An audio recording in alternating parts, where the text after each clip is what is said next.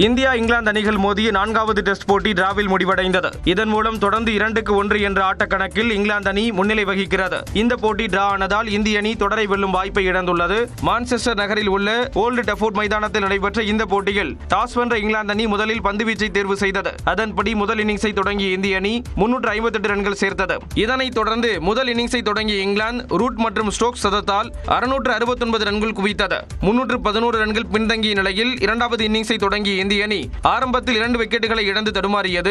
கடைசி நாளில் 2 விக்கெட் இழப்பிற்கு 174 ரன்களுடன் பேட்டிங்கை தொடங்கிய இந்திய வீரர்கள் விக்கெட் இழக்காமல் நிதானமாக விளையாடி டிராவை நோக்கி அழைத்து சென்றனர். ராகுல் 90 ரன்களும் கில் சதம் விளாசியும் அணியை சரிவில் இருந்து மீட்டனர். கடைசியாக ஜோடி சேர்ந்த வாஷிங்டன் சுந்தர் மற்றும் ஜடேஜா இருவரும் இணைந்து 200 ரன்களை கடந்ததுடன் அடுத்தடுத்து சதம் விளாசி கடைசி வரை ஆட்டம் இழக்காமல் இங்கிலாந்து வெற்றிக்கு முற்றுப்புள்ளி வைத்தனர். 4வது டெஸ்ட் போட்டி டிராவில் முடிவடைந்ததால் அடுத்த போட்டியில் இந்திய அணி கட்டாய வெற்றியை நோக்கி களமிறங்க உள்ளது. இந்த போட்டி 31ஆம் தேதி லண்டன் ஓவல் மைதானத்தில் தொடங்குகிறது.